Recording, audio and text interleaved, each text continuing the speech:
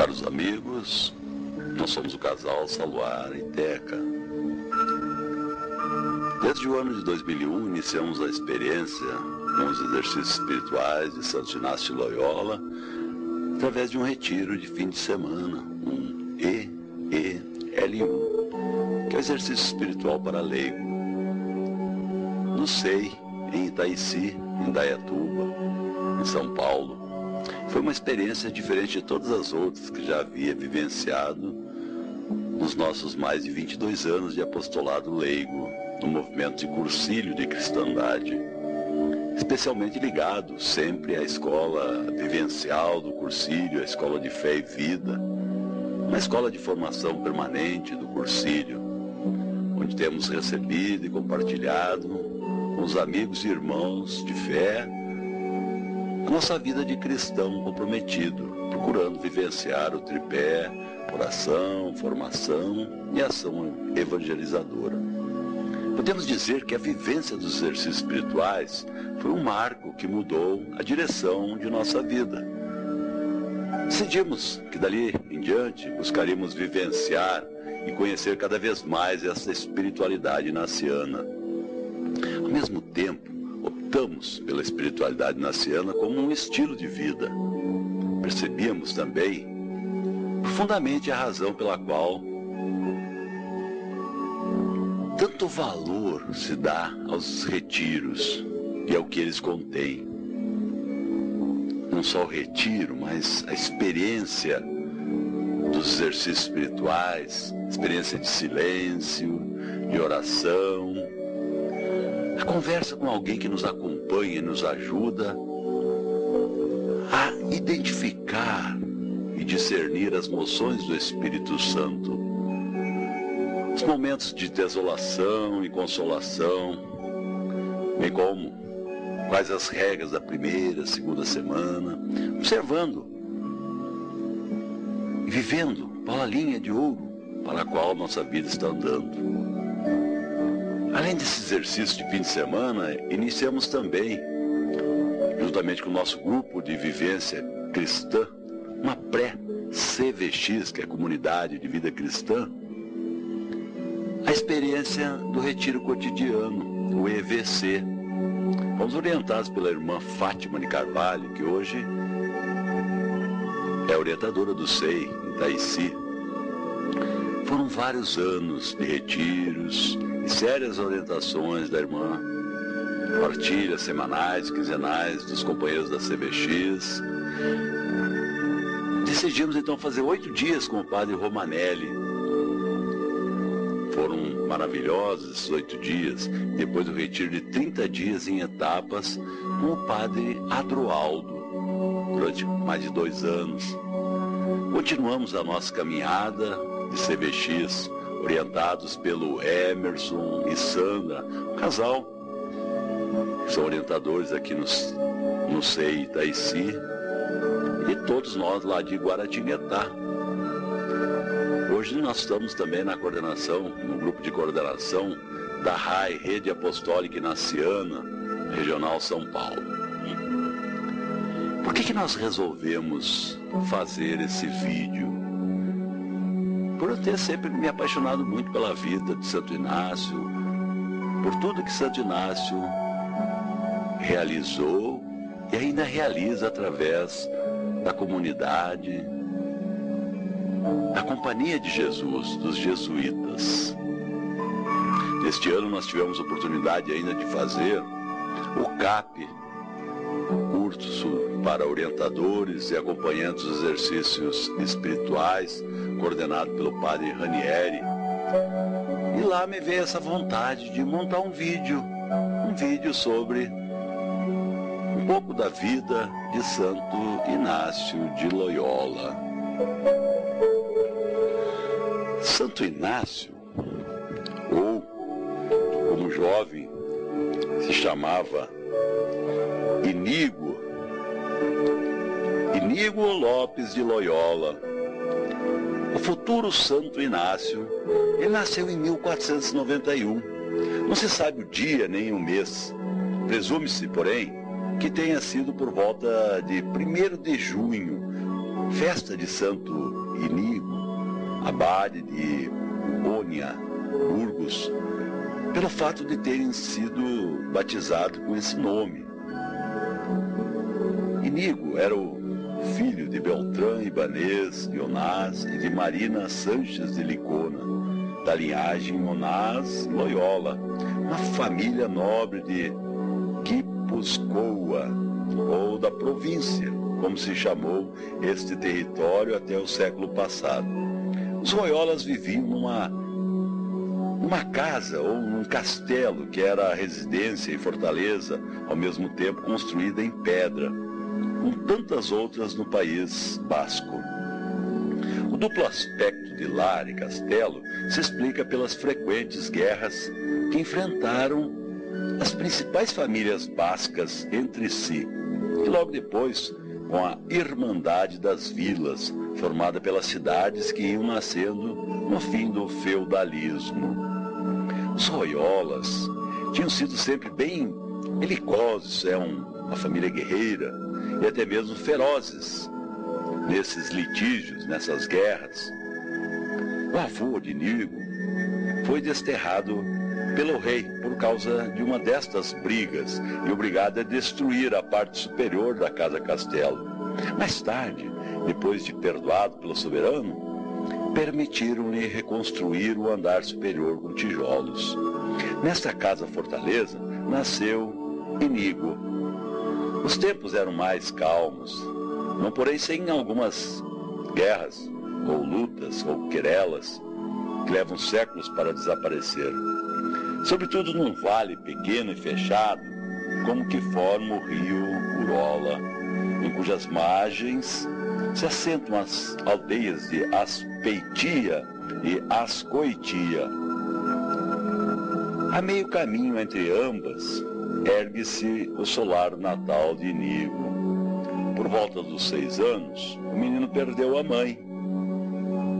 Seu pai, que morreu quando ele já tinha 16 anos, abdicou de todos os seus bens e títulos, ainda em vida, em favor do filho Martim, que passou a ser o senhor de Onás e Loyola.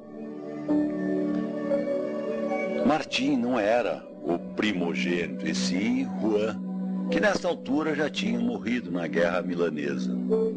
O pai de Inácio, seu irmão Martins, e a esposa deste, Madalena de Araoz, foram os que cuidaram da educação do menino, e desde cedo deve ser entendido que, sendo o último de uma família tão prolífera, ia ter de construir o próprio futuro.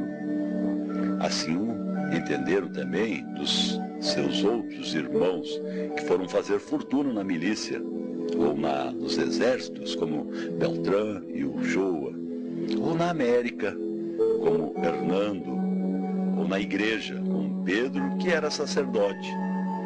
A infância de Inígo foi a de um menino da nobreza, talvez um tanto mimado por sua condição de caçula e por ser também órfão de mãe. A educação religiosa que recebeu foi mais piedosa do que sólida. O oratório familiar da casa castelo era dominado por um entalhe flamengo, representando a Anunciação, presente feito por Isabel, a católica, a Madalena, esposa de seu irmão Martim. Dizia ser um quadro milagroso. Inígo recebeu então a tonsura quando tinha ainda quase adolescente, tornando-se então clérigo da ordem menores. Mais tarde, poderia receber um benefício eclesiástico de caráter econômico, vinculado a esta condição e título. Mas, entretanto, pelo processo aberto contra ele, em Pamplona, seu comportamento deixava muito a desejar. Das atas desse processo se deduz que seus costumes, seu modo de vestir-se e seu penteado estavam longe de ser a de um homem de igreja. E se sabe qual foi o delito que Inígo e seu irmão Pedro cometeram num dia de carnaval. Deve ter sido suficientemente grave para fazê-lo fugir e recorrer a sua condição clerical, a fim de escapar da acusação.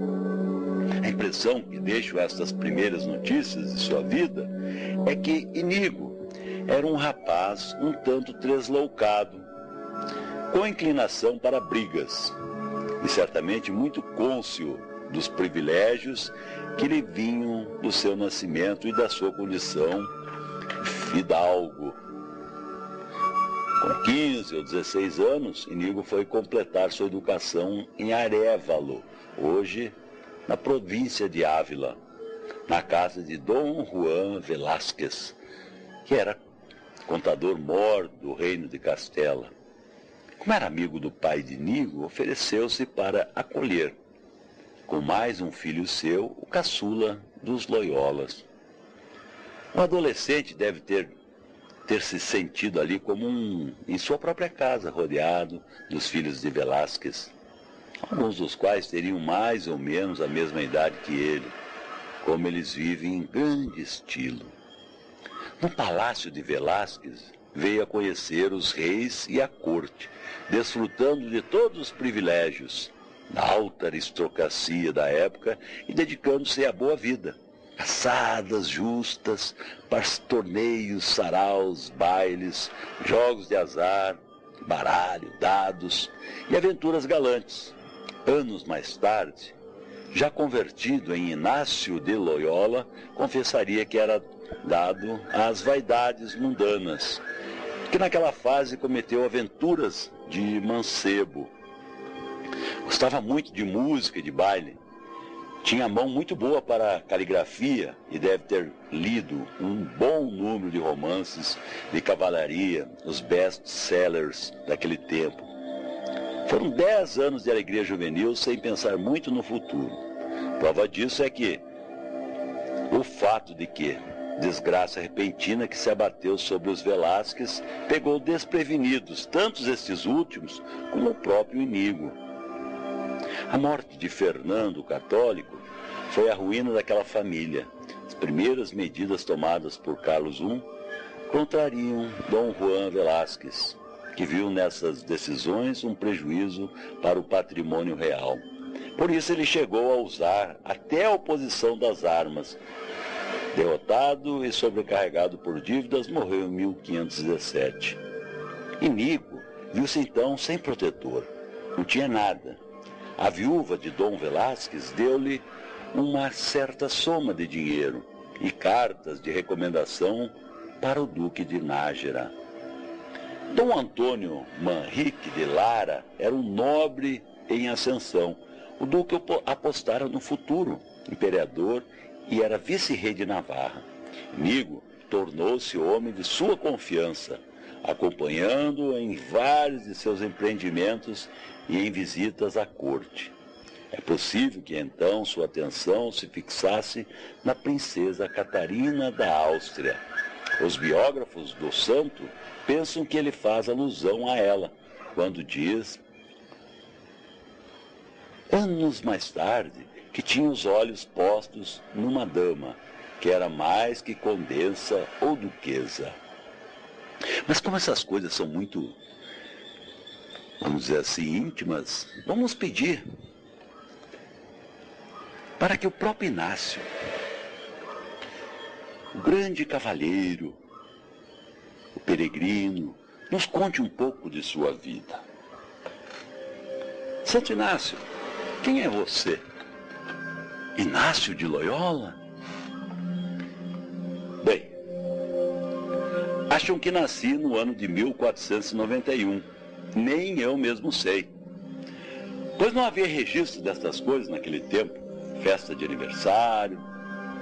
Nosso costume era ainda, e é ainda, celebrar o onomástico, isto é, a festa do santo que nos deu o nome. Eu me chamava Inígo de Loyola.